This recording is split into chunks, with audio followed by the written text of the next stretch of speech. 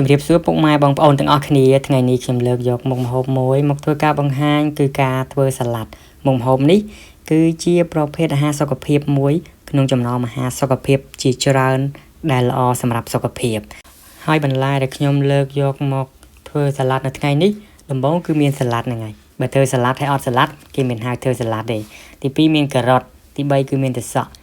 ហើយបន្លែទាំងអស់ហ្នឹងគឺអាស្រ័យទៅលើបងប្អូនទាំងអស់គ្នាចូលចិត្តទេបងប្អូនទាំងអស់គ្នាចូលចិត្តបន្លែអីដាក់បន្លែហ្នឹងទៅបងប្អូនខ្លះគាត់ចូលចិត្ត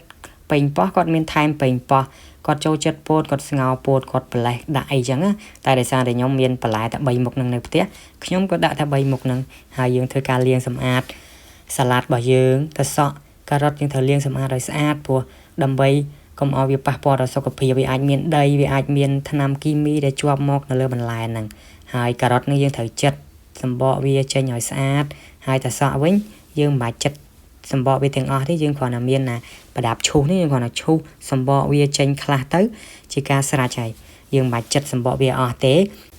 ហើយចំពោះការ៉ុតគឺធ្វើការឈូសបើមានប្រដាប់ឈូសដូចខ្ញុំអញ្ចឹងយើងអាចឈូសវាជាសរសៃល្អិតឆ្មាលដើម្បីឲ្យយើងពេលដែលយើង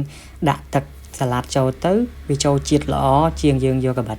យើងចាត់កាបិតហើយបើចំពោះទឹកសក់វិញគឺខ្ញុំអត់ឈូសទេខ្ញុំហាន់ជាចំណិតស្ដើងដើម្បីឲ្យងាយស្រួលយើងញ៉ាំតាមពិតទៅវាអាស្រ័យលើបងប្អូនទាំងអស់គ្នាទេបងប្អូនអាចញ៉ាំបែបណាបងប្អូនអាចរៀបចំបែបហ្នឹងទៅហើយសាឡាត់វិញខ្ញុំហាន់ស្ដើងតូចទេចំពោះពងទាវិញខ្ញុំស្ងោរចំនួន2គ្រាប់ហើយខ្ញុំកាត់ជាដុំ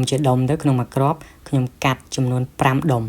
ដើម្បីឲ្យយើងដាក់ចូលទៅក្នុងសាឡាត់របស់យើងហ្នឹងហើយបន្លែដែលខ្ញុំធ្វើទាំង3មុខហ្នឹងគឺខ្ញុំអត់ហូបនៅពេលនេះទាំងអស់នោះទេខ្ញុំធ្វើការដាក់ចូលទៅក្នុងប្រអប់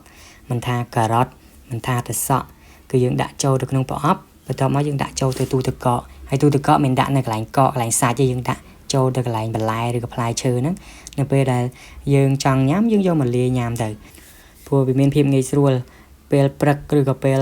ថ្ងៃឬក៏ពេលល្ងាចអីយើងរវល់ធ្វើការយើងអត់ត្រូវមានពេលមកដល់ផ្ទះយើងត្រូវចង់ញ៉ាំសាឡាត់ញ៉ាំអីយើងបើកទូទឹកកកយើងមកយើងអាចមានអាហារមានបន្លែសម្រាប់ញ៉ាំដូចជាថ្ងៃនេះអញ្ចឹងយើងធ្វើហើយយើងដាក់ប្រអប់ហើយបន្ទាប់មកយើងដកមកចំណែកដាក់ចូលក្នុងចានមានការ៉ុតមានសាឡាត់ហ្នឹងយើងរៀបចំតាមចំណង់ចំណូលចិត្តមកល្មមបរិមាណដែលយើងគិតថាយើងញ៉ាំអស់កុំឲ្យសល់ហើយទឹកសក់ហ្នឹងយើងដាក់មកចូលសម្រាប់ខ្ញុំពេលខ្ញុំញ៉ាំដាក់បើនឹងដាក់ប៉េងប៉ោះខ្ញុំអត់សូវចូលចិត្តទេបើនឹងដាក់សាឡាត់ហ្នឹងវាកាត់បន្ថយមិនសូវធ្វើឲ្យយើងទ្រាំហើយវាបង្កើនអាជីរស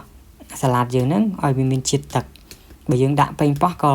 ល្អដែរសម្រាប់សុខភាពតែសម្រាប់ខ្ញុំគឺខ្ញុំអត់ចូលចិត្តអញ្ចឹងខ្ញុំដាក់ទឹកសក់ហើយយើងលាយហើយយើងមានពងទាដែលយើងកាត់ជាដុំហ្នឹងយើងដាក់វាកនៅពីលើហ្នឹងមកអញ្ចឹងសាឡាត់របស់យើងក៏រួចជាការស្រេចមានតែប៉ុណ្ណឹងមុខម្ហូបថ្ងៃនេះគឺសាឡាត់ការបង្ហាញរបស់ខ្ញុំមានតែប៉ុណ្ណឹងសូមអរគុណសូមជម្រាបលា